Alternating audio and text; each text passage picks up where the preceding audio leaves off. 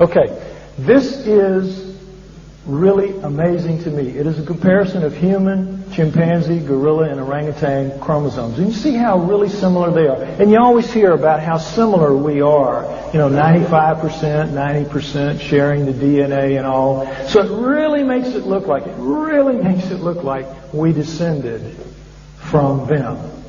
But they don't mention that we share about 50%. You'd be looking at a lot of similarity with a mouse up there. It's amazing. It's amazing how you can be fooled by these things. But let's talk for a minute about what Anunnaki were up against when they wanted to create us. When they wanted to create a creature in their own image after their own likeness. And they said, well, okay, we're not really well adapted to Earth. And we know that because in the cylinder seals they're always shown, as you saw those gods, fully dressed, fully clothed, with things on their heads. And the humans are standing there, maybe in loincloths or naked. The humans are better adapted to the planet than they are. So they said, okay, we're not really well adapted. Let's take some genes from the creatures of Earth. And they say that we shall take some of the creatures of Earth and use it as a model. So let's assume they use an almond like Xana. And so we've got some of her genes, but mostly we're going to have their genes where they want us to be like them. But they've got a problem, and it's a big one, because they themselves must have 46 chromosomes. Why? Because we, alone among primates, have 46 chromosomes. And so when they start with the Alma, they've got a creature with 48 chromosomes, because all the primates on Earth have 48 chromosomes. So you got 48 chromosomes here, and you're the Anunnaki, and you got 46. How are you going to put this together? How are you going to make a living zygote to begin the process of manipulating? How are you going to do that? You've either got to do one of two things. With the sperm and the egg, you're going to be looking at a 24-23 mismatch in chromosomes. How are you going to make that? You're not. You've got to add a chromosome to the 23, or take away a chromosome from the 24, which would be the creature of Earth, or add a chromosome to your own self. Neither of which will work because you won't have the same creature, and it's just too much DNA to fool with. You can't do it. There's only one way to solve this problem. You have to take the 48 chromosome, the one with the 48 chromosomes, and you have to fuse two of them together so that they only take up one space. And now you've got, even though you've got 48 chromosomes, it's taken up one space, and you can match it up with a 23, and you can get to work. Am I right? You understanding? Next slide.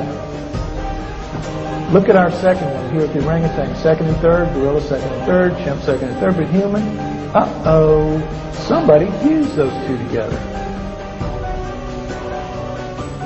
Now, we're told Mother Nature did that somehow, some way. It's like everything else, it just happened by magic. The Anunnaki did this. There's no way otherwise for that to happen. And it's some of the clearest evidence that there is that we're genetically manipulated, genetically put together, and genetically created. And furthermore, we're told that we're like primates, that we're primates. When we don't have primate bones, we don't have primate muscles, we don't have primate skin, we don't have the primate hair pattern on our body. They're light in front, thick on back, we're light on back, thick on front. What's that about? We don't have their heads, their brains, their arm length. We don't have anything that's primate. We don't have primate sexuality, and we don't have the same number of chromosomes. How does that equal primate? It doesn't.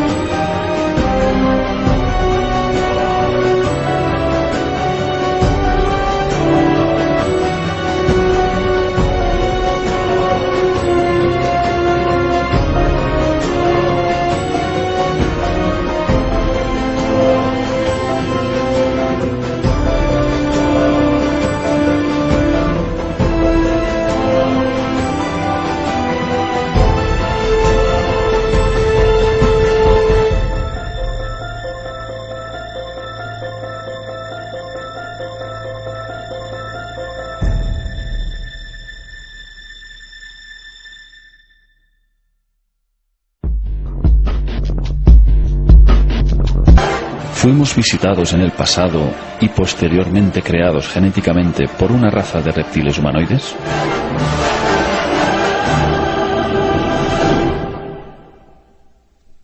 Aunque todas las evidencias apunten ineludiblemente hacia esa dirección, quien ostenta el poder mundial oculta esa realidad con el fin de que sigamos ignorantes sobre nuestros orígenes, pues este conocimiento podría tambalear las bases de todas las religiones del mundo y en gran medida causaría una revolución social sin precedentes que obligaría al sistema educativo a modificar todas las enseñanzas y a la ciencia actual tendría que admitir la invalidez de sus postulados.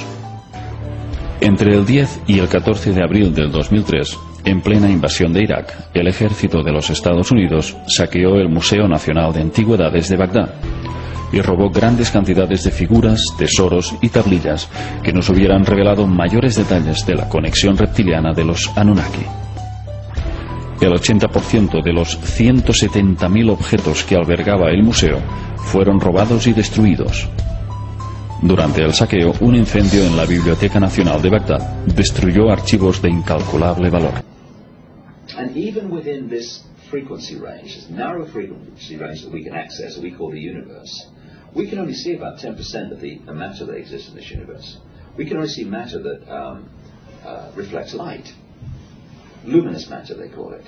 Dark matter that doesn't reflect light in a way that we can perceive it, we can't see.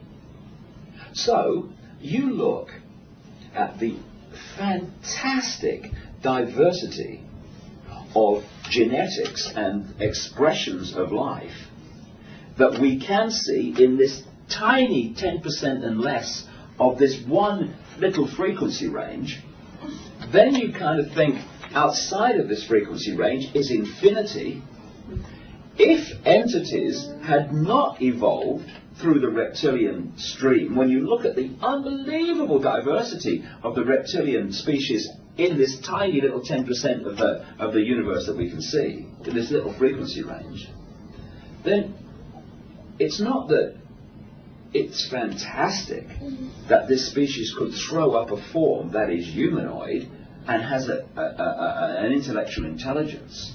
It's actually staggering if it had not done so. I spoke at this conference in America, and I talked to this guy who ran a magazine, and he was a real straight Christian patriot guy, not into all this, stuff. But and he said to me, I like your stuff. He said, I like all your political stuff and all your secret societies. He said, but I have a real problem with this reptilian thing, right? And the shape-shifting. He said, I can't get my head around that. I said, fair enough, not a problem. Just take what you like and leave the rest, don't matter to me. So anyway, the next day, I walk into the area where he is, and everyone's in the conference listening to somebody, and so the room's empty. He said, I've got to talk to you. He said, I'll talk to you. He said, last night, he said, I met this man